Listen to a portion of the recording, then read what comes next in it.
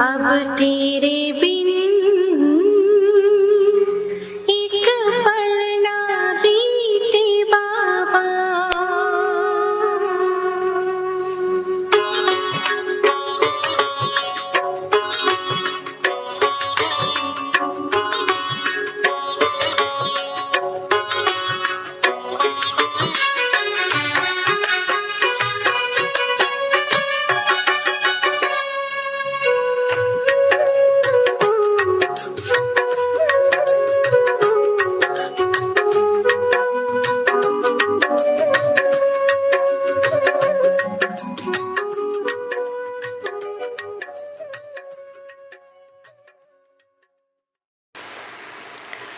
ओम शांति।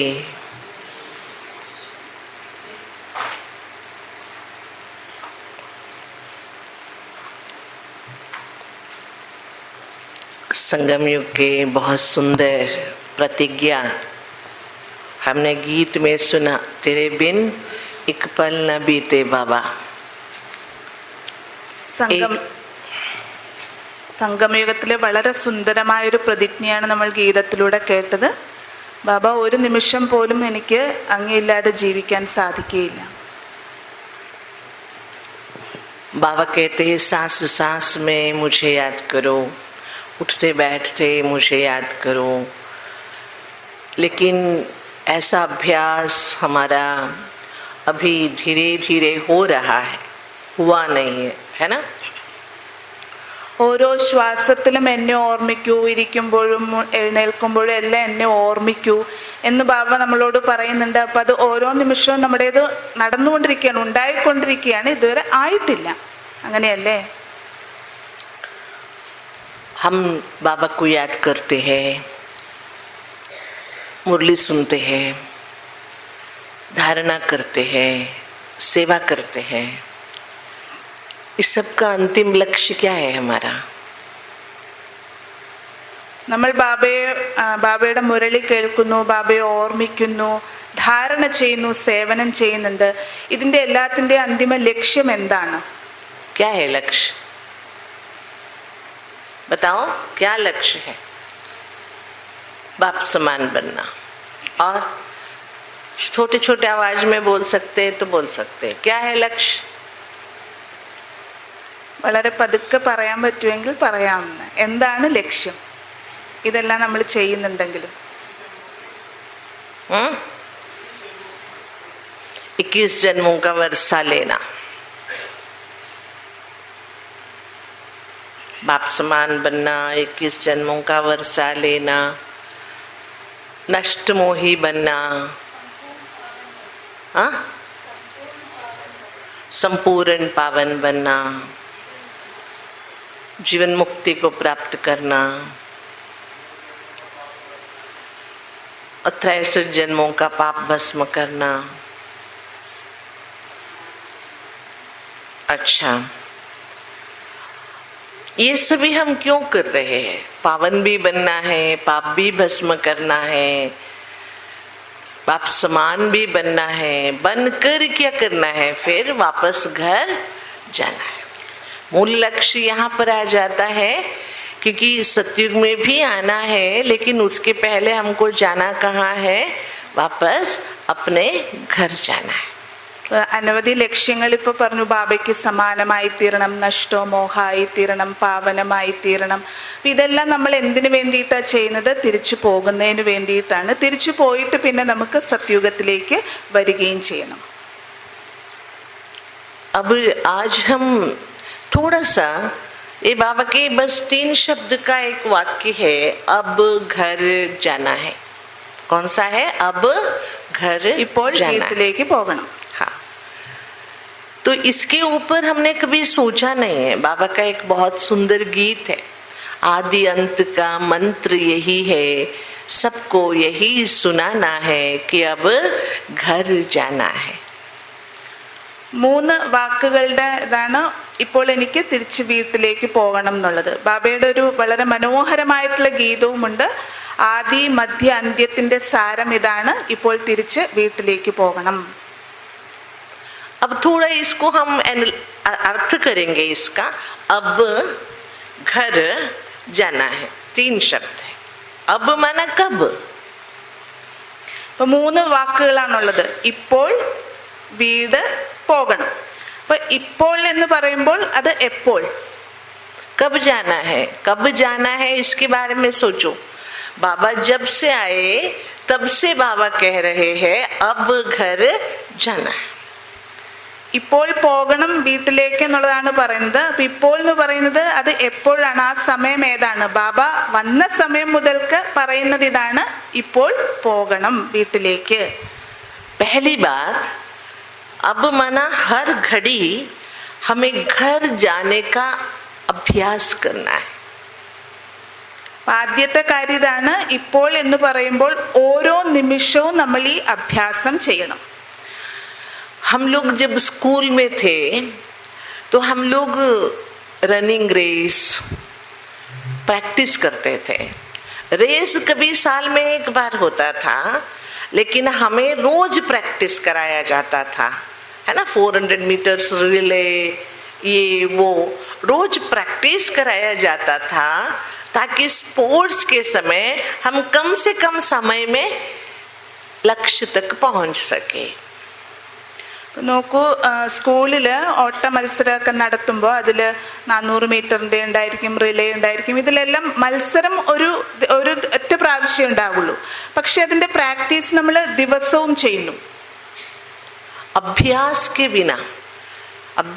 के बिना घर जाना जा सकते हैं। बाबा कहते 1 सेकंड में चले जाना है। लास्ट में कितना समय मिलेगा घर जाने का?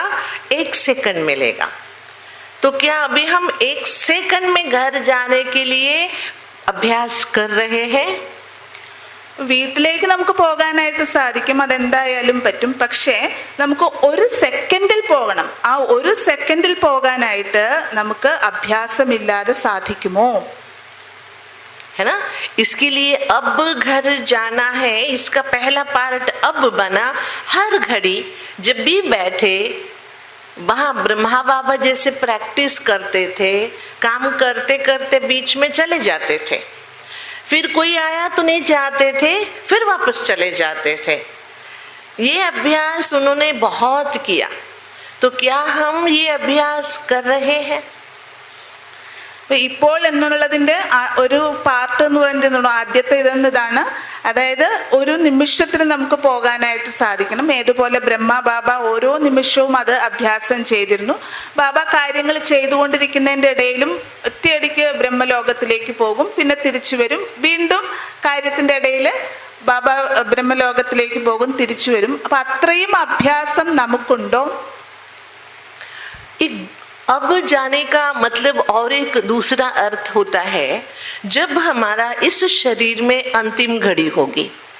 ये नहीं जरूरत है कि विनाश तक हम जिएंगे, घर जाने तक हम यही शरीर में रहेंगे, इसकी कोई गारंटी नहीं है। हम बीच में भी जा सकते हैं। तो दूसरा अर्थ, एक तो अब माना हर घड़ी, हर सांस में हमको घर जाने का अभ्यास करना है।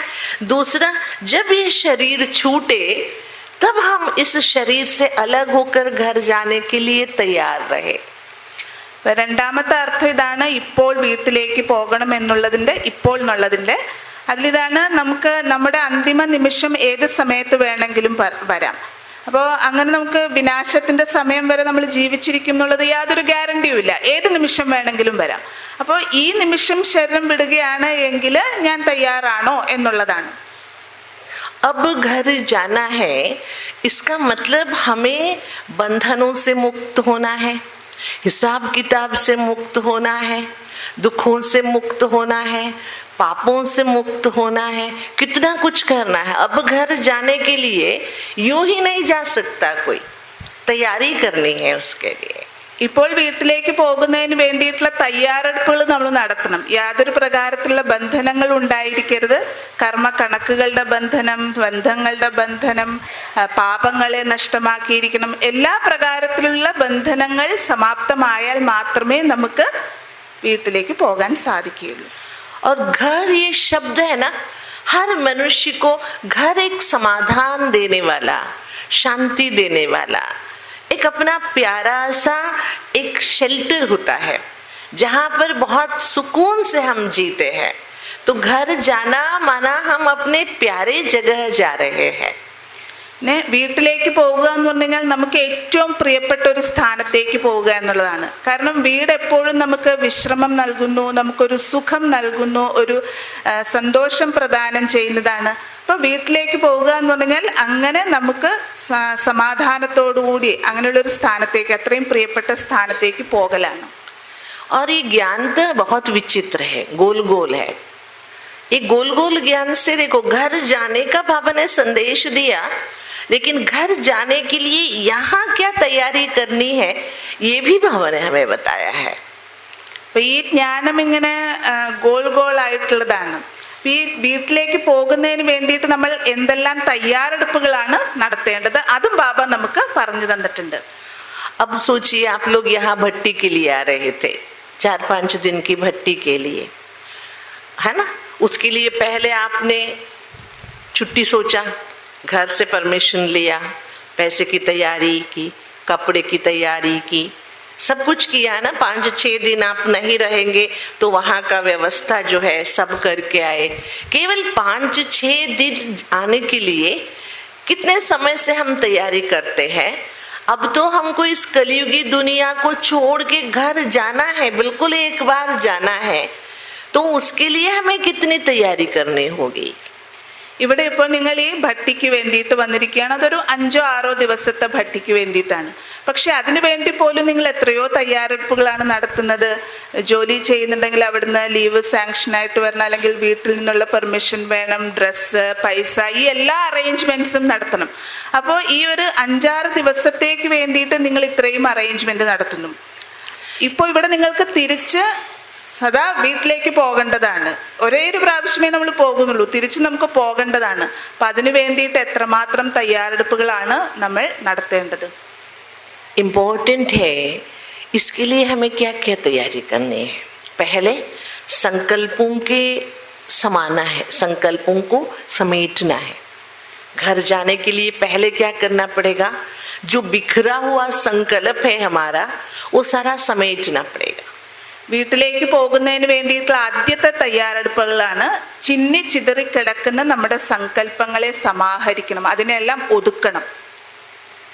अब देखिए, आप लोगों को यहाँ से जब लौट के जाना होता है, 5 दिन यहाँ रहेंगे, कमरे में आपको जगह दिया हुआ है, आपका सामान इधर उधर गिरा हुआ होगा, लेकिन जाने के दिन आप क्या करेंगे, सारे समेटेंगे, है ना। एक छोटे से बैग में सारा सामान डाल के बंद करके ले जाएंगे। इसी तरह हमको भी 5,000 साल हो गए घर से आए, यहाँ बहुत बिखर के बैठा है, वो सारा बिखरा हुआ हमें अभी समेटना है। ഇവിടെ നിങ്ങൾ ഭട്ടിക്ക് വേണ്ടി വന്നപ്പോൾ നിങ്ങൾക്ക് ഇവിടെ താമസിക്കാൻ വേണ്ടിയിട്ട് റൂം തന്നു. ആ റൂമിൽ നിങ്ങൾ താമസം തുടങ്ങിയപ്പോൾ നിങ്ങളുടെ സാധനങ്ങളെല്ലാം ബാഗിൽ നിന്നും പുറത്തേക്ക് എടുത്തു, അല്ലേ. ഇനി 5 ദിവസം കഴിയുമ്പോൾ നിങ്ങൾക്ക് തിരിച്ചു പോകണം. തിരിച്ചു പോകുന്നതിന് മുൻപായിട്ട് എന്ത് ചെയ്യുന്നു, ഈ എല്ലാ സാധനങ്ങളും നിങ്ങൾ പെട്ടിയിലേക്ക് ഒതുക്കുന്നു, അത് പാക്ക് ചെയ്യുന്നു. ഇവിടെ ഇത് 5 ദിവസത്തെ കാര്യമാണ്. നമ്മൾ വന്നിട്ട് 5000 വർഷമായി. അപ്പൊ 5000 വർഷത്തെ ഈ കാലയളവിലുള്ളതെല്ലാം തന്നെ നമുക്ക് ഒതുക്കണം, സമാഹരിക്കണം. तो अभी हमको सोचना पड़ेगा कि ये समेटे कैसे। बाबा ने तो समेटने की शक्ति के बारे में कहा है ना, समाने की शक्ति के बारे में कहा है, विस्तार को छोटा करने के बारे में कहा है। एक हो गया संकल्पों को समेटना, दूसरा है हमारा हिसाब किताब, उसको भी समेटना है। അപ്പോൾ ബാബ പാക്കപ്പ് ചെയ്യാനുള്ള ശക്തിയെക്കുറിച്ച്, ഒതുക്കുന്നതിൻ്റെ ശക്തിയെക്കുറിച്ച് പറഞ്ഞു തന്നു. ഉൾക്കൊള്ളുവാനുള്ള ശക്തിയുണ്ട്, അതേപോലെ തന്നെ ഭാണ്ഡം മുറുക്കുന്നതിനുള്ള ശക്തിയുണ്ട്. ഇത് വിസ്താരത്തെ സാരത്തിലേക്ക് ഒതുക്കുന്നതിനുള്ള ശക്തിയുണ്ട്. ഇതെല്ലാം ഉണ്ട്. ഇവിടെ നമുക്ക് ആദ്യം ചെയ്യേണ്ടത് നമ്മളുടെ സങ്കല്പങ്ങളെ ഒതുക്കലാണ്. क्योंकि आपको सबको पता है, हम जैसे सोचेंगे वैसे हम बनेंगे। इसलिए बाबा ने हमको कहा है कि हमें सोचना है मुझे लक्ष्मी नारायण बनना है। बाबा ने हमको कोई शैतान बनने के लिए सोचने को नहीं कहा है। बाबा ने क्या सोचने को कहा है हमको, मुझे लक्ष्मी नारायण जैसा बनना है। क्योंकि जैसे सोचोगे वैसे बनोगे। एक बहुत सुंदर फिलॉसफी है जिसको लॉ ऑफ अट्रैक्शन कहते हैं। लॉ ऑफ अट्रैक्शन, जैसे आप सोचते हो रोज वैसे आप बनते जाते हो. അപ്പൊ ആദ്യം സങ്കല്പങ്ങളുടെ സമാഹരണമാണല്ലോ വേണ്ടത്. അപ്പൊ അതില് ബാബ നമുക്ക് നല്ലൊരു ലക്ഷ്യം തന്നിരിക്കുന്നത് നമുക്ക് ഭാവിയിൽ എന്തായിത്തീരണം, ലക്ഷ്മി നാരായണനെ പോലെ ആയിത്തീരണം എന്നുള്ളതാണ് പറഞ്ഞിരിക്കുന്നത്. നല്ലൊരു ഫിലോസഫി ഉണ്ട്. അതായത് എന്താണോ നിങ്ങൾ ചിന്തിക്കുന്നത് അതേപോലെ നിങ്ങൾ ആയിത്തീരും എന്നുള്ളതാണ്. और आजकल ये फिलॉसफी में थोड़ा बदलाव आया है. लॉ ऑफ अट्रैक्शन के साथ साथ लॉ ऑफ वाइब्रेशन बहुत इंपॉर्टेंट हो गया है. लॉ ऑफ अट्रैक्शन के साथ कौन सा फिलॉसफी है? Law of vibration. ഒന്നുണ്ട് ലോ ഓഫ് അട്രാക്ഷൻ, നിങ്ങൾ എന്ത് ചിന്തിക്കുന്നു അതുപോലെ നിങ്ങൾ ആയിത്തീരും. ആ ലോ ഓഫ് അട്രാക്ഷനോടൊപ്പം തന്നെ ഇന്ന് ഒന്ന് ആഡ് ചെയ്തിരിക്കുന്നതാണ് ലോ ഓഫ് വൈബ്രേഷൻ. इसको हमारी पुरातन संस्कृति में कहते यद भावम तद्भवति. क्या कहते हैं? यद भावम तद्भवति. मतलब जैसे आपकी भावना है वैसे आप बनते जाओगे. ഇതാണ് നമ്മളുടെ പുരാണ സംസ്കൃതിയിൽ പറയുന്നത്. എങ്ങനെയുള്ള ഭാവനയാണോ നിങ്ങളുടേത് അതുപോലെ നിങ്ങൾ ആയിത്തീരും എന്നുള്ളത്. इसलिए बाबा ने हमको लक्ष्य दिया, बच्चे आपको लक्ष्मी नारायण बनना है. क्या बनना है? लक्ष्मी नारायण.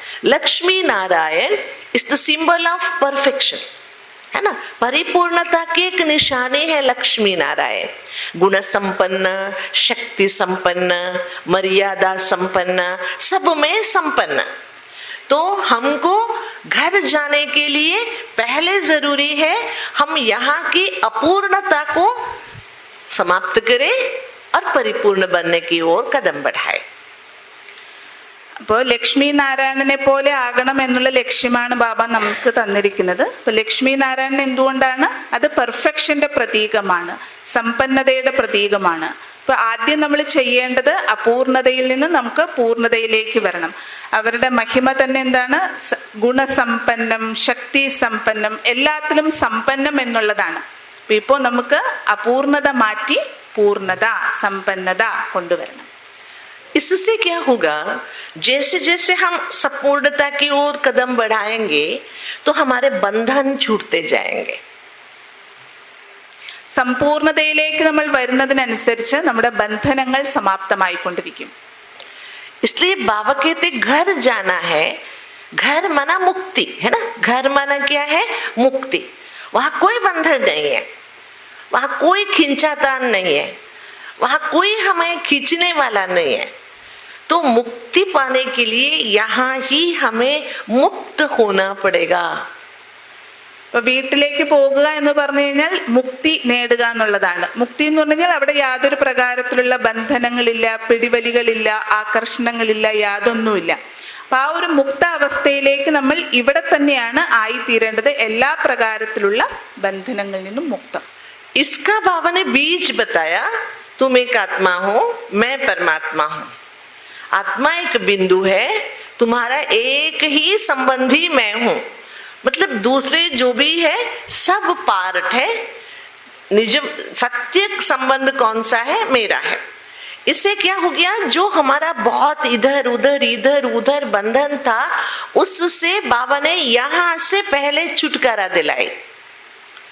വീട്ടിലേക്ക് പോകുന്നതിനുള്ള മുക്തി നമുക്ക് നേടണമെന്നുണ്ടെങ്കിൽ ബന്ധനങ്ങൾ സമാപ്തമാക്കണം. ഏറ്റവും ആദ്യം ബാബ അതിനു വേണ്ടിയിട്ടുള്ള ജ്ഞാനം പറഞ്ഞു തന്നതാണ്. ഞാനും ഒരു ആത്മാവാണ്, നമ്മളൊരു ആത്മാവാണ്, ബാബ പരമാത്മാവാണ്. നമ്മളൊരു ബിന്ദു, ബാബയും ഒരു ബിന്ദുവാണ്.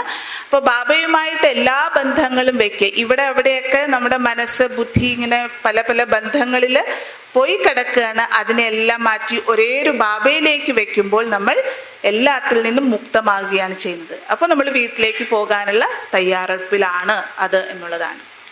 और उसके साथ बाबा ने जो हमारा हिसाब किताब है, जैसे देखिए हमारा शब्दों का हिसाब किताब है, संकल्पों का हिसाब किताब है, शरीर का हिसाब किताब है, धन का हिसाब किताब है, संबंधों का हिसाब किताब है. ये सब चुप्त करने की विधि बताई है बाबा ने हमें. ഇതിനു വേണ്ടി ആദ്യം നമുക്ക് നമ്മളുടെ കർമ്മത്തിന്റെ കണക്കുകൾ സമാപ്തമാക്കണം. വാക്കുകളുടെ കർമ്മക്കണക്കുകളുണ്ട്, ശരീരത്തിന്റെ കർമ്മക്കണക്കുകളുണ്ട്, ബന്ധങ്ങളുടെ കർമ്മക്കണക്കുകളുണ്ട്, ധനത്തിന്റെ ഉണ്ട്, സങ്കല്പങ്ങളുടെ ഉണ്ട്. ഇതിൽ നിന്നെല്ലാം ആദ്യം നമുക്ക് മുക്തമാകണം.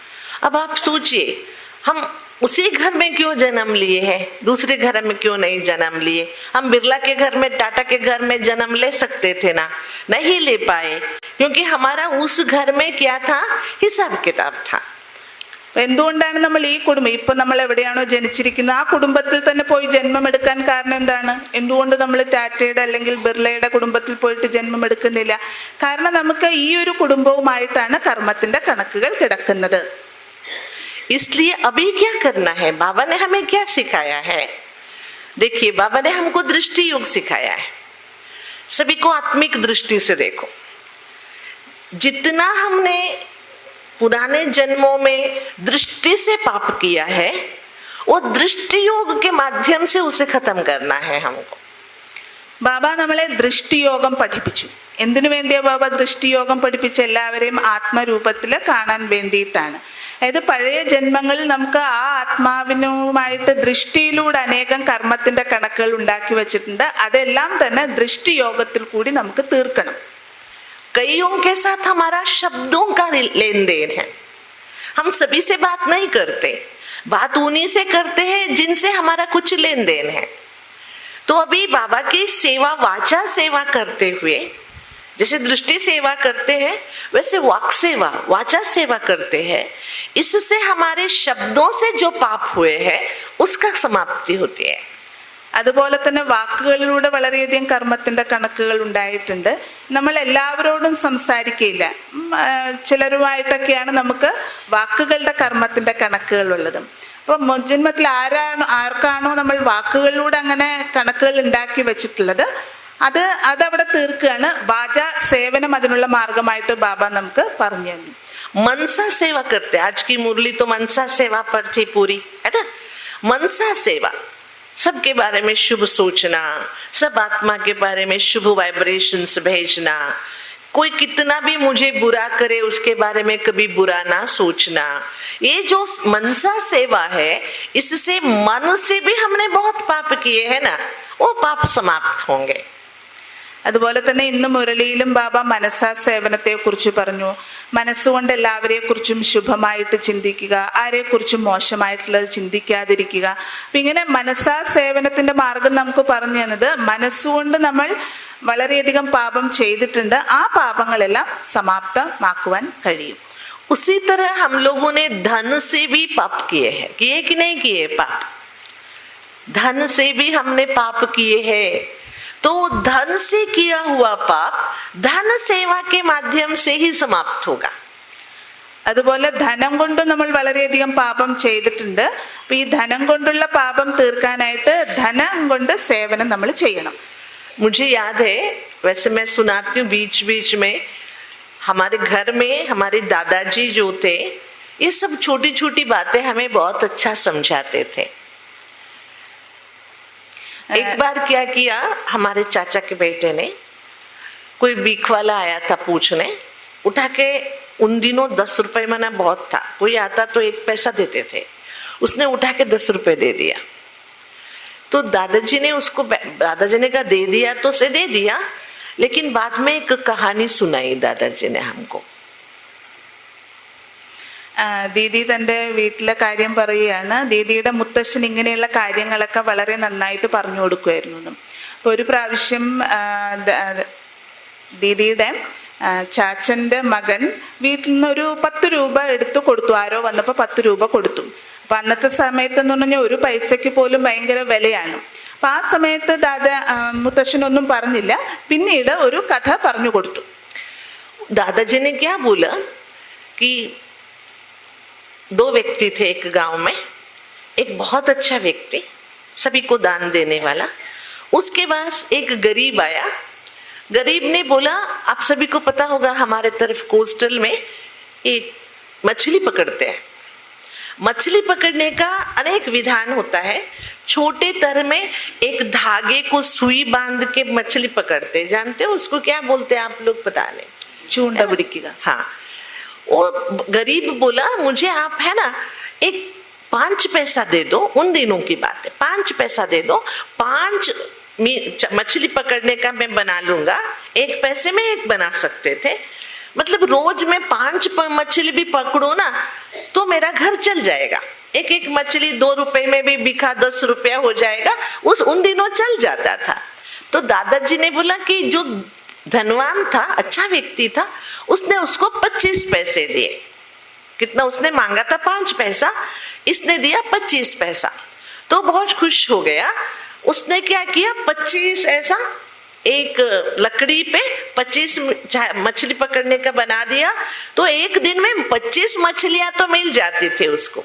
ऐसे करते हुए उसने 25 करते करते बाद में बहुत बड़ा वो क्या बोलते, बले मछली पकड़ने का बड़ा सा बला, वो खरीदा।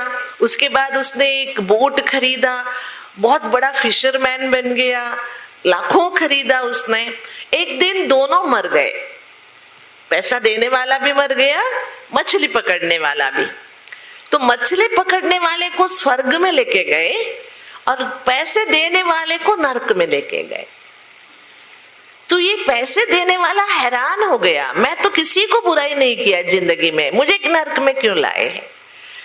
तब चित्रगुप्ता उसने बोला, ये इसने जितना भी मछली पकड़ा है ना, उसका कारण तुम है। तुमने 25 पैसे दिए जिसके कारण से इसने मछली पकड़ा, इसलिए जो भी पाप उसने किया उसका तुम हकदार बनते हो, इसलिए तुम्हें नरक में भेजा गया है। आप बता सकते हो पूरा कहानी? ഒരു കഥ പറയാണ്. ഒരു സ്ഥലത്ത് നല്ലൊരു വ്യക്തി ഉണ്ടായിരുന്നു, 2 വ്യക്തികൾ ഉണ്ടായിരുന്നു. അപ്പൊ അതില് നല്ലൊരു വ്യക്തി ഉണ്ടായിരുന്നു. ആ വ്യക്തി ഇങ്ങനെ ഈ കോസ്റ്റൽ മത്സ്യബന്ധനത്തിന്റെ സ്ഥലമുണ്ടല്ലോ, മീൻപിടുത്തക്കാര്. അപ്പൊ അതിന്റെ ഈ ചൂണ്ടയിട്ട് പിടിക്കുന്ന സാധനം ഉണ്ടാക്കി കൊടുക്കുന്നതാണ്. അപ്പോ ഒരു വ്യക്തിയോട് പറഞ്ഞു, ഒരു ധനവാനായിട്ടുള്ള വ്യക്തി അദ്ദേഹത്തിന് 5 പൈസയാണ് ചോദിച്ചത്. അപ്പൊ ആ 5 പൈസ കൊണ്ട് ഈ മീൻപിടുത്തത്തിന്റെ ഇത് ചൂണ്ട ഉണ്ടാക്കാനായിട്ട് സാധിക്കും. അപ്പോൾ അതിൽ ഒരു മീൻ പിടിക്കുകയാണ് എങ്കിൽ അത് പിന്നെ വിറ്റിട്ട് ഇത്ര പൈസ നേടാനായിട്ട് പറ്റുള്ളൂ. അപ്പൊ അങ്ങനെ ഒരു ദിവസത്തിൽ ഇപ്പോ 10 മീനിനെ പിടിച്ച് വിൽക്കുകയാണ് എങ്കിൽ അദ്ദേഹത്തിന് 10 പൈസ അല്ലെങ്കിൽ 10 രൂപ കയ്യിൽ കിട്ടും. അപ്പോ ഈ വ്യക്തി, ധനവാനായിട്ടുള്ള വ്യക്തി 5 പൈസയ്ക്ക് പകരം 50 രൂപയാണ് കൊടുത്തത്. അപ്പൊ അദ്ദേഹം ആ 50 രൂപ കൊണ്ട് ഒരു മരത്തിന്റെ ഇതിൽ തന്നെ 50 ഇങ്ങനെ ചൂണ്ട ഉണ്ടാക്കി. അപ്പൊ ഈ 50 ചൂണ്ട വെള്ളത്തിലേക്ക് ഇടുമ്പോൾ 50 മത്സ്യം കിട്ടും. അത് വിറ്റ് കഴിഞ്ഞ് കഴിഞ്ഞാൽ അത്രയും ധനം അദ്ദേഹത്തിന്റെ കയ്യിൽ വരും. അപ്പൊ അങ്ങനെ വിറ്റ് അദ്ദേഹത്തിന് ഒരു വലിയ ഈ കായൽ തീരത്തൊക്കെ കണ്ടിട്ടില്ലേ, മത്സ്യം പിടിക്കാൻ വേണ്ടിയിട്ട് ഇങ്ങനെ വലിയ ഇത് കെട്ടിയിടുന്നത്, അതങ്ങനെ തയ്യാറാക്കി. അതിനുശേഷം അദ്ദേഹം ഒരു ബോട്ട് വാങ്ങി. പിന്നെ അങ്ങനെ വളരെ അദ്ദേഹം അതിലൂടെ അദ്ദേഹത്തിന്റെ ഇത് ഉയർന്നു വന്നു. അപ്പൊ അതിനുശേഷം ലാസ്റ്റ് സമയമായപ്പോ ചിത്രഗുപ്തൻ ഈ മത്സ്യം പിടിക്കുന്ന ആൾക്ക്, മത്സ്യം പിടിച്ച് വിൽക്കുന്ന ആൾക്ക് 2 പേരും മരിച്ചു. അപ്പൊ അതില് മത്സ്യം പിടിക്കുന്ന ആൾക്ക് സ്വർഗവും ധനം കൊടുത്ത ആൾക്ക് നരകവുമാണ് കിട്ടിയത്. അപ്പൊ അതിന്റെ കാരണം എന്താണെന്ന് ചോദിച്ചപ്പോൾ പറഞ്ഞതാണ്, അതായത് ഈ മത്സ്യം പിടിക്കുന്ന ആള് ഇത്രയും മത്സ്യത്തെ കൊല്ലാനായിട്ട് നിമിത്തമായതല്ലോ, പിടിച്ച് ഇത് വിൽക്കാനായിട്ട് നിമിത്തമായല്ലോ. അപ്പൊ അത്രയും അത് ചെയ്തത് കാരണം അതിന് നിമിത്തമായത് ഈ ധനവാനാണ്. ഈ പൈസ കൊടുത്തത് കൊണ്ടാണല്ലോ ഇങ്ങനെയൊക്കെ ചൂണ്ട ഉണ്ടാക്കാനും മത്സ്യത്തെ പിടിക്കാനും പിന്നെ അത് വിറ്റ് പൈസ ഉണ്ടാക്കി ഇതെല്ലാം ആകാനും. അപ്പൊ അതുകൊണ്ട് ധനം കൊടുത്ത ആൾക്ക് നരകവും ഈ ഇദ്ദേഹത്തിന് സ്വർഗവുമാണ് ലഭിച്ചത്. इससे क्या समझ में आया? ഇതിലൂടെ നിങ്ങൾക്ക് എന്ത് മനസ്സിലായി? क्योंकि हम जिसके साथ धन का व्यवहार करते हैं वो पाप करेगा तो उसका हम भागीदार बन जाएंगे। उस दिन ज्यादा दादाजी ने इतना अच्छा समझाया कि किसी को, गरीब को देना है तो खाना देना है, पैसे नहीं देना है। खाना खा के जाएगा, पैसे देगा तो पिएगा, कुछ है ना, जुगाड़ करेगा, ये करेगा, जुआ खेलेगा, ये सब तुम पाप के भागीदार बन जाओगे। അപ്പൊ ഇതിലൂടെ നമ്മൾ മനസ്സിലാക്കേണ്ടത്, നമ്മൾ ധനവും വളരെ സൂക്ഷിച്ചായിരിക്കണം കൊടുക്കേണ്ടത്. കാരണം ധനം ആർക്കാണോ കൊടുത്തത് ആ വ്യക്തി ആ ധനം ഉപയോഗിച്ച് പാപകർമ്മം ചെയ്യുകയാണെങ്കിൽ നമ്മളും കൂടി അതിന്റെ പങ്കാളിയായിട്ട് മാറും, കൊടുക്കുന്ന ആളും കൂടി അതിന്റെ പങ്കാളിയായിട്ട് മാറും. അപ്പൊ അങ്ങനെ ധനത്തിന്റെ കണക്കുകളും നമുക്ക് വരാൻ തുടങ്ങും. അപ്പൊ അതുകൊണ്ടാണ് ബാബ എപ്പോഴും പറയാറുള്ളത്, നിങ്ങൾ പാവപ്പെട്ടവർക്കാണെങ്കിലും ശരി ധനമായിട്ട് കൊടുക്കേണ്ടതില്ല, അവർക്ക് എന്തെങ്കിലും ആഹാരം കൊടുക്കുക അല്ലെങ്കിൽ വസ്ത്രം കൊടുക്കുക, അങ്ങനെയുള്ള എന്തെങ്കിലും ആണ് ചെയ്യേണ്ടത്. കാരണം ധനം നമ്മൾ കൊടുക്കുകയാണെങ്കിൽ ആ ധനം ഉപയോഗിച്ച് അവർ തെറ്റായിട്ടുള്ള കർമ്മങ്ങൾ ചെയ്യുകയാണ് എങ്കിൽ, ചൂത് കളിക്കുക അല്ലെങ്കിൽ മദ്യം കുടിക്കുക അങ്ങനെയുള്ള എന്തെങ്കിലുമൊക്കെ ചെയ്യുകയാണെങ്കിൽ അതിൻ്റെ പാപത്തിന്റെ പങ്കും കൂടി കൊടുത്ത ആൾക്ക് നമുക്ക് വരും. अब सोचो 63 जन्मों से 63 बर्थ से हमने किस किस को धन दिया होगा, कितना पाप किया होगा, वो सब चुकाने के लिए अभी हमें वापस में जितना जितना हम बाबा के भंडारे में सेवा में धन लगाते जाएंगे उससे धन की शुद्धि होती जाएगी। अर्थात धन से किया हुआ पाप धन की सेवा से ही समाप्त होगी। केवल योग से समाप्त नहीं होगा, वो याद रखना। योग करने से हमारे दूसरे पाप समाप्त हो सकते हैं, जो लेकिन कर्म में जो हमने किया है उसको उसी कर्म, जैसे हमने पाप कर्म किया अभी हमें कर्म योग करना है। हमने धन से पाप किया तो धन से सेवा करना है, वाचा से पाप किया तो वाचा सेवा करना है, मनसा से पाप किया तो मनसा सेवा करना है, दृष्टि से पाप किया तो दृष्टि सेवा करना है। बाबा को याद करते हुए जितना जितना हमारा सत्कर्म बनता जाएगा उसका हिसाब बराबर होगा, तब हम घर जाने की तैयारी में जुट सकते हैं। ഇപ്പൊ യോഗത്തിലൂടെ നമ്മുടെ പലതരത്തിലുള്ളതിൽ നശിക്കുന്നുണ്ട്. പക്ഷെ ഏത് തരത്തിലുള്ള പാപകർമ്മമാണോ നമ്മൾ ചെയ്തത്, എങ്ങനെയുള്ള കണക്കുകളാണോ ഉണ്ടാക്കി വെച്ചത്, ആ രീതിയിൽ തന്നെ അത് ഉപയോഗിച്ചുകൊണ്ട് തന്നെ നമുക്ക് നമ്മളുടെ പാപത്തെ ഈ സമയത്ത് സമാപ്തമാക്കണം. ഇപ്പൊ ഞാൻ ധനം കൊണ്ട് പാപം ചെയ്തിട്ടുണ്ടെങ്കിൽ ധനത്തിലൂടെ സേവനം ചെയ്ത് തന്നെ അത് തീർക്കണം. ശരീരം കൊണ്ടാണെങ്കിൽ ശരീരം കൊണ്ട്, കണ്ണുകൊണ്ടാണെങ്കിൽ അതുകൊണ്ട്, ഏത് ഇതിൽ കൂടിയാണോ ചെയ്തിട്ടുള്ളത് അതിനനുസരിച്ച് അത് സേവനത്തിൽ ഉപയോഗിച്ച് തന്നെയാണ് നമ്മൾ തീർക്കേണ്ടത്. അപ്പൊ നിങ്ങൾ ആലോചിച്ച് നോക്കൂ, നമ്മൾ 63 ജന്മമായിട്ട് ധനം ഉപയോഗിച്ച് വരികയാണ് പല പല കാര്യങ്ങൾക്ക് വേണ്ടിയിട്ട്. അതിൽ തീർച്ചയായിട്ടും തെറ്റായിട്ടുള്ള കർമ്മങ്ങൾക്കും വേണ്ടിയിട്ട് ഉപയോഗിച്ചിട്ടുണ്ടാവുമല്ലോ.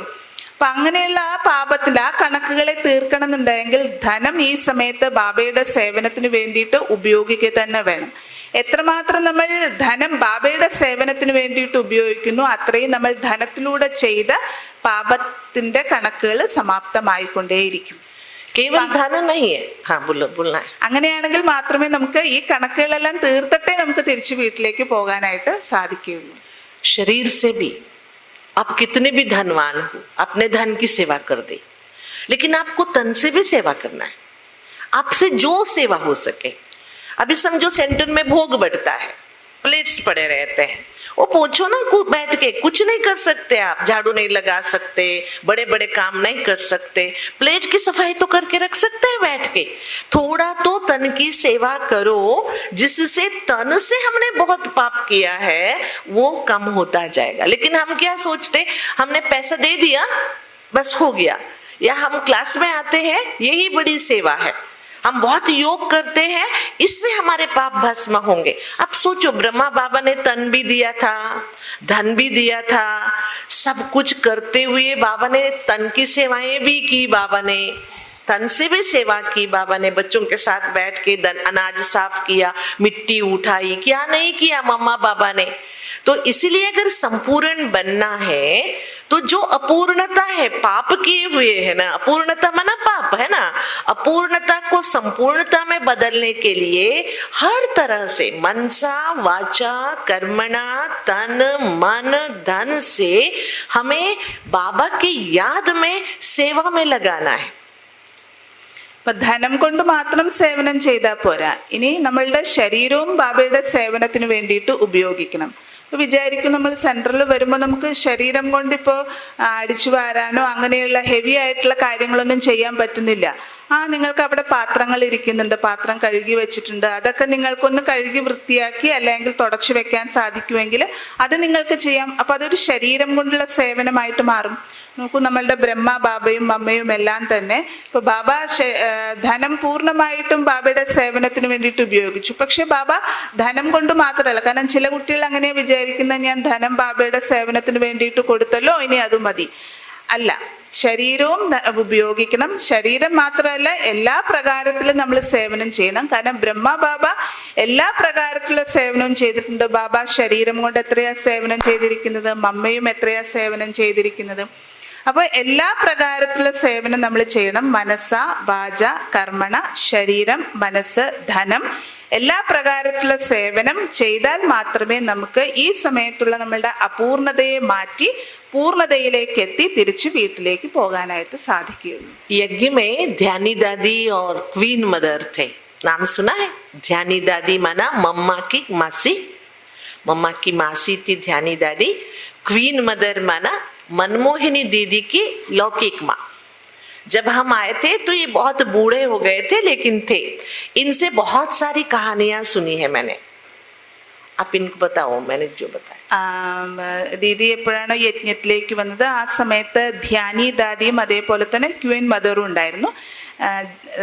ധ്യാനി ദാദി എന്ന് പറയുന്നത് മമ്മയുടെ ചിറ്റമ്മയായിരുന്നു. ക്വീൻ മദർ എന്ന് പറയുന്നത് മൻമോഹിനി ദീദിയുടെ ബഡി ദീദിയുടെ അമ്മയായിരുന്നു. അപ്പൊ ഇവർ കൂടി ദീദി പറയുകയാണെങ്കിൽ ഞാൻ വളരെയധികം ബാബയുടെ യജ്ഞത്തിന്റെ കഥകള് കേട്ടിട്ടുണ്ട്. उन्होंने मुझे एक बात बताया था. देखो बहुत बूढ़े हो गए थे दोनों. ठंडी बहुत रहती थी माउंट आबू में. वो धूप में बैठते थे, लेकिन हाथ में आपको पता है ये सुपारी काटने का एक चाकू होता है. उन दिनों यज्ञ में इतने साधन नहीं थे, तो टोली बनाने के लिए ड्राई फ्रूट्स कट करना होता था. तो ध्यानी दादी और क्वीन मदर बैठ के सुपारी काटने वाली चाकू से ड्राई फ्रूट्स काटते थे. हमने कहा दादी, उनके बहुत नरम हाथ थे, बूढ़े हो गए थे. दादी आप क्यों काटते हो? हम काटेंगे. दादी कहती थी हम खाते हैं, उसका हिसाब ना बने, थोड़ा तो सेवा करना पड़ेगा, इसलिए रोज एक डिब्बे हमको ड्राई फ्रूट्स काट के देना है ताकि हमारी सेवा जमा हो जाए. അപ്പൊ ആ സമയത്ത് മൗണ്ട് അബൂലൊക്കെ എന്ന് പറഞ്ഞാൽ വളരെ തണുപ്പുള്ള സമയമാണ്. അപ്പൊ വെയിലത്ത് വന്നിരിക്കും, ദാദിമാരൊക്കെ കണ്ടിട്ടില്ല, ഒരു വെയിലത്ത് വന്നിരിക്കും. അപ്പൊ ധ്യാനി ദാദിയും അതേപോലെ തന്നെ ക്വീൻ മദറും വളരെയധികം പ്രായമായിട്ടുള്ള സമയമായിരുന്നു. അപ്പൊ ഇവര് ഒരു പാത്രത്തില് ഡ്രൈ ഫ്രൂട്ട്സുമായിട്ട് വന്നിരിക്കും, അത് കട്ട് ചെയ്യാൻ വേണ്ടിയിട്ട്. അപ്പൊ കട്ട് ചെയ്യാൻ വേണ്ടിയിട്ട് ഉപയോഗിക്കുന്നത് അന്നത്തെ സമയത്ത് ഈ അടക്കയൊക്കെ മുറിക്കാൻ വേണ്ടിയിട്ട് ഉപയോഗിക്കുന്ന കത്തിയാണ്. അപ്പൊ അത് ഉപയോഗിച്ചാണ് ഈ ഡ്രൈ ഫ്രൂട്ട്സ് എല്ലാം കട്ട് ചെയ്യുന്നത്. അപ്പൊ ദീദി പറയാണ്, ഞാൻ ആ സമയത്ത് അവിടെ വന്നപ്പോൾ ഞങ്ങൾ ചോദിച്ചു, ഇത് വളരെ സോഫ്റ്റ് ആയിട്ടുള്ള കൈകളാണല്ലോ, അപ്പൊ ഈ അടക്കയൊക്കെ മുറിക്കുന്ന കത്തി എന്നൊക്കെ പറഞ്ഞു കഴിഞ്ഞാൽ അത് നല്ല റഫായിട്ടുള്ളതാണ്. അപ്പോൾ ദാദിമാരോട് പറഞ്ഞു എന്ന് ഇതൊക്കെ ഞങ്ങൾ ചെയ്തോളാം എന്ന് പറഞ്ഞപ്പോൾ അവർ പറഞ്ഞതാണ്, ബാബയുടെ യജ്ഞത്തിൽ നിന്ന് നമ്മൾ എടുക്കുകയല്ലേ കഴിക്കുകയല്ലേ, അപ്പൊ അതിന്റെ കുറച്ചെങ്കിലും എന്തെങ്കിലും നമുക്ക് സേവനത്തിന് വേണ്ടിയിട്ട് സേവനം ചെയ്യണ്ടേ. അപ്പൊ ദിവസവും അതേപോലെ ഒരു പാത്രത്തില് ഡ്രൈ ഫ്രൂട്ട്സ് കൊണ്ടുവന്ന് അവരിരുന്ന് കട്ട് ചെയ്യുമായിരുന്നു, തന്റെ ശരീരം ഉപയോഗിക്കുമായിരുന്നു സേവനത്തിന് വേണ്ടിയിട്ട്. क्वीन मदर ने तो बहुत कुछ यज्ञ में समर्पण किया था. ध्यानी दादी पूरी परिवार के समेत समर्पण हुई थी, फर्स्ट सोल थी. इतनी सेवाएं की थी उन लोगों ने, फिर भी अंतिम सांस तक उन्होंने कर्मणा सेवा.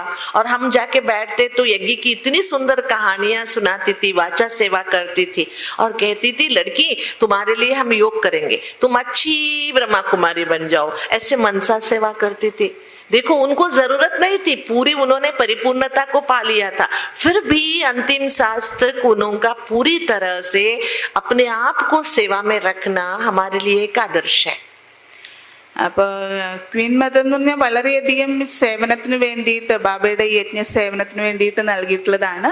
ധ്യാനി ദാദി ആണെങ്കിൽ അവർ പരിവാര സഹിതം യജ്ഞത്തിലേക്ക് സമർപ്പണമായിട്ട് വളരെയധികം സേവനം ചെയ്തിട്ടുള്ളവരാണ്.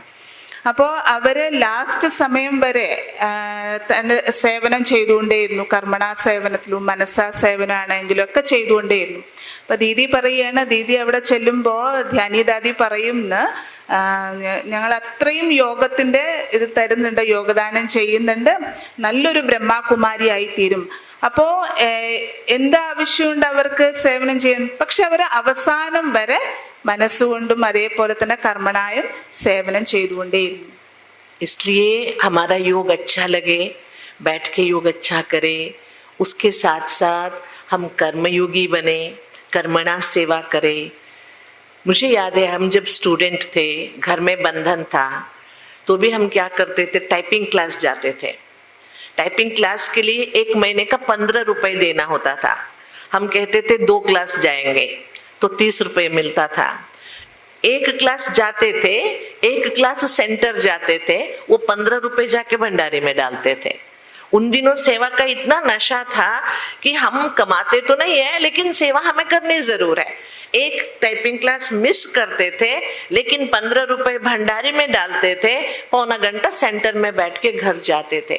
ये जो हमारा सोच है ना, परिपूर्णता की ओर बढ़ने के लिए हमारे अंदर सेवा कर, ऐसे नहीं कि हमारे बिना सेंटर नहीं चलेगा, ऐसे नहीं सोचो। चलाने वाला वो बैठा है, वो चलाएगा, आप करो ना करो, सेंटर रुकने वाला नहीं है। लेकिन अगर मैंने नहीं किया तो मेरा भाग्य नहीं बना। നോക്കൂ, ബാബയുടെ സെന്ററാണ്, ബാബയാണ് ഇതെല്ലാം നടത്തിക്കുന്നത്, ചെയ്യിപ്പിക്കുന്ന ബാബ എല്ലാം നടത്തിച്ചോളും. പക്ഷെ എന്നാലും ശരി, നമ്മൾ നമ്മളുടെ ഭാഗത്തു നിന്നുള്ളത് ചെയ്യുക തന്നെ വേണം. പ്രതീതി പറയുകയാണ്, ആ സമയത്ത് ടൈപ്പ് റൈറ്റിങ്ങിന്റെ ക്ലാസ്സിന് വേണ്ടിയിട്ട് പോകുമായിരുന്നു. അപ്പോൾ ഒരു പ്രാവശ്യത്തേതിന് 15 രൂപയാണ്. അപ്പോൾ നമ്മൾ 2 പ്രാവശ്യത്തേതിന് വേണ്ടിയിട്ട് 30 രൂപ വാങ്ങും. എന്നിട്ട് ഒരു ക്ലാസ് മിസ് ചെയ്യും, ഒരു ക്ലാസ് പോയിട്ടിരിക്കും. ബാക്കി 15 രൂപ ബാബയുടെ ഭണ്ഡാരയിൽ കൊണ്ടുവന്നിടും. അപ്പൊ അത് എന്ന് പറഞ്ഞു കഴിഞ്ഞാൽ നമ്മൾ മിച്ചം വെച്ച് നമ്മളുടെ കയ്യിലുള്ളത് എന്താണോ അത് സേവ് ചെയ്ത് നമ്മൾ തീർച്ചയായിട്ടും സേവനത്തിന് വേണ്ടിയിട്ട് നൽകിയിരിക്കണം, കൊടുത്തിരിക്കണം. അപ്പൊ അവിടെ ഇതിന്റെ ആവശ്യമൊന്നുമില്ല, ബാബയ്ക്ക് ആവശ്യമൊന്നുമില്ല. കാരണം ബാബ ചെയ്യിപ്പിക്കുന്നവനാണ്, ബാബയുടെ ഭണ്ഡാരിയാണ്, എല്ലാം ഭംഗിയായിട്ട് നടക്കും. പക്ഷെ നമ്മൾ നമ്മളുടെ ഭാഗത്തുനിന്ന് പൂർണ്ണമായിട്ടും അത് ചെയ്തിരിക്കണം എന്ന് പറയണം, ഉപയോഗിച്ചിരിക്കണം. आप देखेंगे हम योग करने से जितना खुशी मिलता है ना, कई है जो बहुत योग करते हैं तो भी खुश नहीं रहते, क्योंकि उनकी उधर मतलब व्यवहार में कर्मणा सेवा, मनसा सेवा, तन सेवा नहीं होता है, जिसके कारण से योग की खुशी रह नहीं सकती उनके पास। योग से वो खुश नहीं रह सकते क्योंकि बैलेंस नहीं रहता है। അപ്പൊ യോഗം മാത്രം നമ്മൾ ചെയ്താൽ പോരാ, യോഗം നമ്മൾ വളരെയധികം ചെയ്യുന്നുണ്ടെങ്കിൽ എന്തുകൊണ്ട് സന്തോഷം ഉണ്ടാകാത്തത്? കാരണം നമുക്ക് ബാക്കി എല്ലാ പ്രകാരത്തിലുള്ള സേവനവും കൂടി ചെയ്യണം, എന്നാലേ സന്തോഷം കിട്ടുള്ളൂ. മനസ്സുകൊണ്ടും അതേപോലെ ശരീരം കൊണ്ടും കർമ്മണ എല്ലാ പ്രകാരത്തിലുള്ള സേവനവും കൂടി ചെയ്യുമ്പോഴാണ് നമുക്ക് സന്തോഷം ഉണ്ടാകുന്നത്. ബാക്കി യോഗം മാത്രം പോരാ. अभी तैयारी कैसे करना है पता चला? अभी घर जाने के लिए तैयारी करनी है पूरी तरह से। आज से कहाँ भी कमी रह गई है तो उसको ठीक करें, सब तैयारियां हम करते जाए। अब नेक्स्ट प्रश्न आता है, हम घर क्यों जाए? അപ്പൊ വീട്ടിലേക്ക് പോകുന്നതിന് വേണ്ടിയിട്ട് എല്ലാ പ്രകാരത്തിലുള്ള തയ്യാറെടുപ്പുകളും നമ്മൾ നടത്തണം. ഇപ്പൊ മനസ്സിലായിട്ടുണ്ടാവുമല്ലോ നിങ്ങൾക്ക് എങ്ങനെയാണ് തയ്യാറാകേണ്ടതെന്നുള്ളത്. എല്ലാ പ്രകാരത്തിലുള്ള ബന്ധനങ്ങളിൽ നിന്ന് നമ്മൾ മുക്തമാകണം. അതിനു വേണ്ടിയിട്ട് പറഞ്ഞു ഏതെല്ലാം തരത്തിലുള്ള ബന്ധനങ്ങളാണ് ഉള്ളത്, ആ രീതിയിലുള്ള സേവനം നമ്മൾ ചെയ്തുകൊണ്ടേയിരിക്കുക. ഇനി അടുത്തത് നമുക്ക് വീട്ടിലേക്ക് പോകണം. എന്തിനു വേണ്ടി നമ്മൾ വീട്ടിലേക്ക് പോകണം, ഇതാണ് അടുത്തത്. हाँ, अब बताइए घर क्यों जाना है? यही रह जाएंगे ना, घर क्यों जाएंगे? ഇവിടെ തന്നെ ഇരുന്നാ പോരെ, എന്തിനു നമ്മൾ വീട്ടിലേക്ക് പോകണം പറയൂ. हाँ जी, 5000 साल पूरा हो गया इसलिए घर जाना है, ठीक है, ड्रामा है, जाना है। दूसरा, 5000 വർഷം പൂർത്തിയായി അതുകൊണ്ട് വീട്ടിലേക്ക് പോകണം, ഡ്രാമ. അത് ഒരാൾ പറഞ്ഞത്. और बताइए क्यों जाना है घर? എന്തുകൊണ്ട് പോകണം? सतयुग में आना है, लालच है इसलिए जाना है। क्या? പ്രാലബ്ധ പ്രാപ്തി. अच्छा, प्रारब्ध प्राप्त करने के लिए जाना है, बहुत अच्छी बात है। हाँ जी, हाँ, हमारा असली घर वही है, हम यहाँ मेहमान है इसलिए जाना है, ठीक है। और क्या बोले? ये नरक है, ये नरक है इसलिए जाना है, ठीक है। लेकिन असली कारण बताओ, जाने के लिए असली कारण। പോകുന്നതിന്റെ യഥാർത്ഥ കാരണം പറയും. देखो, आप सोचो, देवी देवता बनना है इसलिए घर जाना है। आप सभी ने जो बताया सब ठीक ही है, लेकिन असली कारण घर क्यों जाना है? आप सोचो, आपको बुलाने कौन आया है? कौन आया है बुलाने? स्वयं भगवान इनविटेशन लेके आया है, चलो घर, इसलिए घर जाना है। क्यों जाना है घर? ये दूसरे सब कारण नीचे, मूल कारण है हमें बुलाने कौन आया है। उसने बुलावा नहीं भेजा, खुद आया इनविटेशन लेके। आप सोचो, आपके एरिया का एमएलए खुद आपके घर आके अपने बेटे की शादी के लिए बुलाए तो आप जाएंगे कि नहीं जाएंगे? जाएंगे, क्योंकि खुद आया था। इनविटेशन का इतना महत्व नहीं होता है, खुद आया है। तो अभी हमें बुलाने कौन आया है? कौन आया है हमें बुलाने? स्वयं बाबा। എന്തുകൊണ്ടാണ് നമുക്ക് വീട്ടിലേക്ക് പോകുന്നത്? നിങ്ങൾ പറഞ്ഞ കാര്യങ്ങളെല്ലാം ശരി തന്നെയാണ്. പക്ഷെ അതിനേക്കാൾ ഉയർന്ന ഒരു കാരണമുണ്ട്. മൂല കാരണം ഇതാണ്: നിങ്ങളെ ഇവിടേക്ക് വീട്ടിലേക്ക് തിരിച്ചു പോകണം, അതിനെ ക്ഷണിക്കാൻ വേണ്ടിയിട്ട് വന്നത് സ്വയം ഭഗവാനാണ്. വെറുതെ ഇൻവിറ്റേഷൻ അല്ല പ്രാധാന്യം. അതിനേക്കാൾ പ്രാധാന്യം ആരാണ് നിങ്ങളെ വിളിക്കാൻ വേണ്ടിയിട്ട് വന്നിരിക്കുന്നത്? അതും സ്വയം ഭഗവാൻ നിങ്ങളുടെ അടുത്തേക്ക് വന്നിരിക്കുകയാണ്. അപ്പൊ നോക്കൂ, നിങ്ങളുടെ ഏരിയയിലുള്ള MLA അദ്ദേഹത്തിന്റെ മകന്റെ വിവാഹത്തിന് വേണ്ടി ക്ഷണിക്കാൻ വേണ്ടിയിട്ട് സ്വയം നിങ്ങളുടെ അടുത്ത് വന്നു. അപ്പൊ നിങ്ങൾ പോകാതിരിക്കില്ലല്ലോ. അപ്പൊ അതേപോലെ ഇവിടെ സ്വയം ബാബ നിങ്ങളുടെ അടുത്തേക്ക് വന്നിരിക്കുകയാണ് നിങ്ങളെ ക്ഷണിക്കാൻ വേണ്ടിയിട്ട്. आप सोचो, राष्ट्रपति की वहां जाना, आजकल ब्रह्मा कुमारियां ज्यादा जा रही है, वहां जाके इतना दूर बिठाते हैं, प्रोटोकॉल होता है, उतना जाने के लिए कहां कहां से भाग भाग के फ्लाइट में जा रहे हैं कि हम राष्ट्रपति के भवन में राष्ट्रपति से मिलने जाएंगे। 5 मिनट का मिलना होता है, लेकिन ये तो भगवान खुद आया है, राष्ट्रपतियों का परमपिता, विश्वपति, विश्वपिता हमें बुलाने आया है। तो घर जाना है, कैसे? रोते रोते जाना है या हंसते जाना है? कैसे जाना है? कैसे जाना है? ബാബ വിളിക്കാൻ വേണ്ടിയിട്ട് വരുമ്പോ നിങ്ങൾ കരഞ്ഞുകൊണ്ടാണോ പോകേണ്ടത്, അതോ വളരെ സന്തോഷത്തോടു കൂടി ചിരിച്ചുകൊണ്ടാണോ പോകേണ്ടത്? कैसे पढ़ेंगे? कैसे जाएंगे? हंसते जाएंगे। कौन कौन हंसते जाएंगे? ആരെല്ലാം വളരെ സന്തോഷത്തോടു കൂടി ചിരിച്ചുകൊണ്ട് ബാബയോടൊപ്പം പോകും? അവർ കൈ ഉയർത്തും. हाँ, बाबा का एक बहुत सुंदर पुराना गीत है, कर्म करो ऐसे भाई तुम पड़े न फिर पछताना, एक दिन तो धर्मराज को पड़ेगा मुख दिखलाना, ऐसा हो जो खाता अपना हंसते हंसते घर को जाओ, धर्मराज के आगे तुम निर्भय होकर जाओ। कैसे जाना है? धर्मराज के आगे तुम निर्भय होकर जाओ, हंसते हंसते जाओ। उसके लिए यहाँ हम कैसे हैं, इसके आधार से हमारा जाना भी निर्धारित होता है। ബാബയുടെ ഒരു ഗീതമുണ്ട്, നിങ്ങൾ അങ്ങനെയുള്ള കർമ്മമാണ് ചെയ്യേണ്ടത്, അതിലൂടെ ലാസ്റ്റ് നിങ്ങൾക്ക് പശ്ചാത്തപിക്കേണ്ടി വരരുത്. നിങ്ങൾക്ക് പോകുന്ന സമയത്ത് ധർമ്മരാജന്റെ മുന്നിൽ കൂടി നിർഭയനായിട്ട് പോകണം. അപ്പൊ ഇവിടെയും നമുക്ക് വളരെ സന്തോഷത്തോടുകൂടി നിർഭയതോടുകൂടി തിരിച്ചു പോകണം. इसलिए इम्पोर्टेंट है, अब घर जाना है।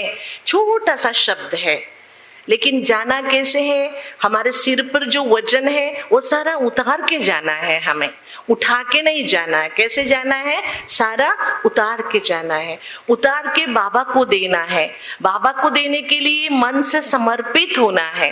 जब तक हम अच्छी तरह से जो कुछ मेरा है सब कुछ तेरा है नहीं करेंगे, तब तक हम उड़ नहीं सकेंगे। घर ट्रेन से नहीं जा सकते, घर जाने के लिए उड़ना पड़ेगा, उड़ने के लिए हल्का बनना पड़ेगा, हल्का बनने के लिए सारा उतारना पड़ेगा। അപ്പൊ നമുക്ക് ബാബയുടെ അടുത്തേക്ക് വളരെ സന്തോഷത്തോടു കൂടി തിരിച്ചു പോകണം അല്ലെ? പോകേണ്ടത് നമുക്ക് പറന്നാണ് പോകേണ്ടത്, ട്രെയിനിലൊന്നും അല്ലല്ലോ പോകേണ്ടത്. അപ്പൊ അതിന് വേണ്ടിയിട്ട് മനസ്സിന്റെ എല്ലാ ഭാരവും ഇറക്കി വെച്ചിട്ടാണ് പോകേണ്ടത്. ഇനി കയറ്റി വെക്കുകയല്ല ചെയ്യേണ്ടത്, മനസ്സിന്റെ എല്ലാ ഭാരവും ഇറക്കി വെച്ച് പറന്നാണ് നമുക്ക് തിരിച്ച് വീട്ടിലേക്ക് പോകേണ്ടത്. आप सभी अपनी जिम्मेवारियां बाबा को दी है? തന്റെ എല്ലാ ഉത്തരവാദിത്വങ്ങളും നിങ്ങൾ ബാബയ്ക്ക് കൊടുത്തുവോ? देखो, पहले हम लोग ऐसे नमस्कार करते थे, जो कुछ मेरा है सब कुछ तेरा है। आजकल हम नमस्कार नैवेद्य करते हैं ना, ऐसे करते हैं, हवा ले लो ये मेरा है ना। आजकल नैवेद्य करने का, भोग लगाने का विधि बदल गया। पहले ऐसे ऐसे करते थे, आजकल ऐसे भी करते हैं, ऐसे भी करते हैं। मतलब ये मेरा है, जो कुछ मेरा है वो तो मेरा है ही, तेरा भी मेरा है। हमने बाबा को देने के बदले बाबा का भी लेने का सोच लिया। बाबा ने तो सब कुछ दिया है, लेकिन जो समर्पण भावना आनी चाहिए ना, वो आजकल कम है। हम थोड़ा पकड़ के रखते, मेरा मेरा मेरा। जब तक ये नहीं छूटेगा, जब तक हम पूरी तरह से सरेंडर नहीं होंगे मन से, दिया उसने है ना, और है उसका, और उस पर हम हक साध रहे हैं। कितना वंडर है। इसको जब तक नहीं छोड़ेंगे ना, तब तक हम उड़ नहीं सकेंगे। അപ്പൊ നമുക്ക് പറക്കണമെന്നുണ്ടെങ്കിൽ പൂർണ്ണമായും മനസ്സുകൊണ്ട് സമർപ്പണം ചെയ്യണം. എന്റേതെല്ലാം എന്തെല്ലാം ഉണ്ടോ അതെല്ലാം നിന്റേത് എന്നുള്ളത് വേണം. അപ്പോൾ പണ്ടൊക്കെ എന്ന് പറഞ്ഞു കഴിഞ്ഞാൽ സമർപ്പണം എന്ന് പറഞ്ഞാൽ പണ്ട് നമസ്തേ ചെയ്യുന്നത് ഇങ്ങനെ മുഴുവൻ കൈ തലയിൽ വെച്ച് പൂർണ്ണമായിട്ടും നിന്റെ എന്നുള്ളതാണ്. പക്ഷെ ഇന്നത്തെ കാലത്ത് ഇത് ചെയ്യുമ്പോൾ, പൂജ ചെയ്യുമ്പോൾ അങ്ങോട്ടും കാണിക്കും, കൈ കൊണ്ട് ഇങ്ങോട്ടും കാണിക്കും. ഈ വിളക്കൊക്കെ എടുത്തിട്ട് ഇങ്ങനെ പുകയൊക്കെ വരുമ്പോൾ കാണിക്കില്ലേ, അതേപോലെ അത് പറയണത് എല്ലാം കൊടുക്കുന്നുണ്ട്, പക്ഷെ തിരിച്ച് എനിക്ക് എൻ്റേതും കൂടിയാണ്. നിൻ്റേതെല്ലാം എൻ്റേതാണ്, എൻ്റേതെല്ലാം നിൻ്റേതെന്നുള്ളതുണ്ട്, പക്ഷെ നിൻ്റേത് എൻ്റേതാക്കി വെക്കുന്നു. പക്ഷെ നമുക്ക് തിരിച്ച് പറന്ന് വീട്ടിലേക്ക് പോകണം എന്നുണ്ടെങ്കിൽ പൂർണ്ണമായിട്ടും മനസ്സുകൊണ്ട് ഈ ഒരു സമർപ്പണം ആവശ്യമാണ്. എൻ്റെ എന്തെല്ലാം ഉണ്ടോ അതെല്ലാം നിൻ്റേതാണ്, അങ്ങയുടേതാണ്. इसलिए लक्ष्य रखना है, बंधन मुक्त होना है, नष्ट मोही बनना है और निश्चिंत अर्थात बाबा कहते बेफिक्र बादशाह बनना है और पूरी तरह से बाबा की सेवा में लगना है, तभी हम जा सकते हैं. അതുകൊണ്ട് നമുക്ക് ഈ ലക്ഷ്യം വെക്കണം. നഷ്ടോ മോഹ ആകണം, നിശ്ചിന്തമായിട്ടിരിക്കണം, പാവനമാകണം. നമുക്ക് പൂർണ്ണമായിട്ടും നിശ്ചിന്തമായിട്ട് ബാബയോടൊപ്പം വീട്ടിലേക്ക് പോകണം. ഈ ലക്ഷ്യം വെക്കണം. इसके लिए हमें अभ्यास करना पड़ेगा. रोज याद करना है, मुझे घर जाना है. क्या याद करना है रोज? मुझे अब घर जाना है, रहना नहीं है, हमें जाना है. ദിവസവും ഓർമ്മിക്കേണ്ടതാണ്, എനിക്ക് തിരിച്ച് വീട്ടിലേക്ക് പോകണം. ഇവിടെ ഇനി വേണ്ട, തിരിച്ചു പോകണം വീട്ടിലേക്ക്. देखिए, जो भी आपको पता है ना, पुराने जमाने में किसी की मृत्यु आती थी तो सब हिसाब किताब, तेरे को क्या देना है, तेरे को क्या देना है, चुकता करके जाते थे पुराने लोग. कोई हिसाब रख के नहीं जाते थे, नहीं तो सोचते थे भूत बन के आना पड़ेगा. हम भी अगर पूरी तरह से चुकता नहीं करे तो फिर हमारे पीछे भूत पड़ेंगे. इसीलिए अभी क्या करना है, आज से संकल्प करेंगे, सब बंधनों से मुक्त होना है, सब प्रकार की सेवाएं करनी है. और कैसे जाना है? खुशी खुशी से जाना है. कैसे जाना है? നമുക്ക് വളരെ സന്തോഷത്തോടു കൂടി പോകണം. അപ്പം അതിനു വേണ്ടിയിട്ട് എല്ലാം ക്ലിയർ ചെയ്തിട്ട് വേണം പോകാനായിട്ട്. പണ്ട് കാലങ്ങളിൽ കണ്ടിട്ടില്ലേ, ആരെങ്കിലും പോകുന്ന സമയത്ത്, മരിക്കാറാകുന്ന സമയത്ത് എല്ലാ കണക്കുകളും തീർക്കാനായിട്ട് ശ്രമിക്കുക. അവരുടെ അടുത്ത് നിന്ന് എന്തെങ്കിലും വാങ്ങിയിട്ടുണ്ടെങ്കിൽ അത് തിരിച്ചു കൊടുക്കാനായിട്ട് ഇവിടുന്ന് എല്ലാ കണക്കുകളും തീർത്തിട്ടാണ് പോകുന്നത്.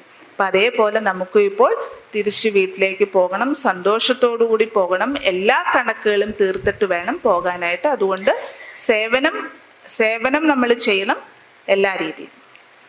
मेरे पास है ना, कोरोना के समय एक व्हाट्सएप मैसेज आया था. लास्ट में मैं वो बताती हूँ, अच्छा है, मुझे अच्छा लगता है. एक व्यक्ति, भाई, बुजुर्ग भाई, सवेरे सवेरे कटिंग शॉप जाता है. बुजुर्ग है, कटिंग शॉप जाता है. उसके सिर पर 8 बाल होते हैं. कितने बाल? 8 बाल. आप बताओ. വാട്സപ്പിൽ ദീദിക്ക് ഒരു മെസ്സേജ് വന്നു കൊറോണ സമയത്ത്. അപ്പം ആ മെസ്സേജ് ഇങ്ങനെയാണ്, ഒരു വ്യക്തി കട്ടിംഗ് ഷോപ്പിൽ തലമുടി വെട്ടുന്ന സ്ഥലത്ത് പോകും. അപ്പം അദ്ദേഹത്തിന്റെ തലയിൽ 8 മുടിയാണ് ഉള്ളത്. उसको देख के दुकान वाले को गुस्सा आता है. वो बोलता है इस बाल का क्या करूं, काटना है या गिनती करना है? അപ്പൊ അദ്ദേഹത്തെ കാണുമ്പോ ഈ മുടിവെട്ടുകാരന് ദേഷ്യം വരുന്നു. കാരണം അദ്ദേഹം ചോദിക്കും, അതായത് ആകെ 8 തലമുടിയുള്ളൂ തലയില്, അപ്പൊ ഇത് വെട്ടുകയാണോ വേണ്ടത് അതോ ഇത് എണ്ണുകയാണോ വേണ്ടത്?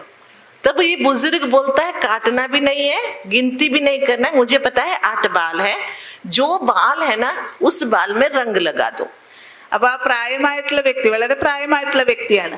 അപ്പൊ അദ്ദേഹം പറയുന്ന, ഇത് മുറുക്കിയും വേണ്ട, ഇത് എണ്ണയും വേണ്ട, എനിക്ക് വേണ്ടത് ഈ തലമുടിയില് നിറം തേക്കണം, അതിനെ ഡാർക്ക് ആക്കണം, रंग लगाना है, कलरिंग करना है. കളർ ചെയ്യണം. मैसेज क्या था पता है? Enjoy the life as it is. क्या था message? Enjoy the life as it is. 8 बाल है ना, उसका भी आनंद लो. അപ്പൊ അതിന്റെ മെസ്സേജ് ഇതാണ്, നമ്മുടെ ജീവിതം നമ്മൾ എൻജോയ് ചെയ്യും. അത് എങ്ങനെയാണോ അതേപോലെ എൻജോയ് ചെയ്യും. 8 തലമുടി ഉള്ളൂ തലയില്, പക്ഷെ അതും അതിന്റെ ആനന്ദരസം അനുഭവിച്ചുകൊണ്ട് ജീവിക്കും. ऐसे नहीं सोचना मेरे पास ज्यादा पैसे नहीं है, जितना है उसमें करो, जो है उसमें करो.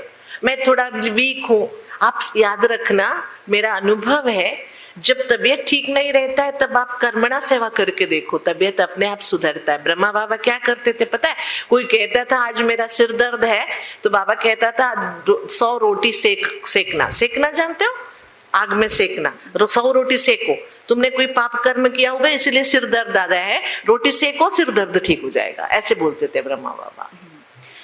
അപ്പോ സേവനം ചെയ്യാൻ നമുക്ക് ഏത് ഇതിലാണോ, ഏത് ശരീരത്തിൽ എവിടെയാണോ വേദന ഉള്ളത് അതുകൊണ്ട് ഇത് ചെയ്യാനായിട്ട്, സേവനം ചെയ്യാനായിട്ട് പറയാണ്.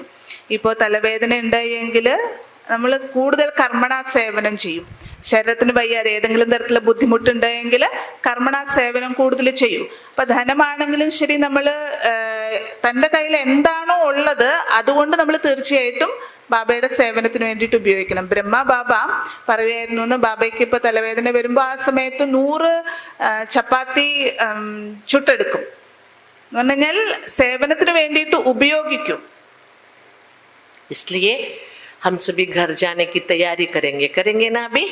सभी को घर जाना है कि यहीं रहना है? എല്ലാവർക്കും मैसूर में रह जाएंगे? അതോ മൈസൂരിൽ തന്നെ ഇവിടെ തന്നെ ഇരുന്നാ മതിയോ? घर जाना है ना, ये नहीं केरला नहीं जाना, घर माना केरला नहीं, कहाँ जाना है?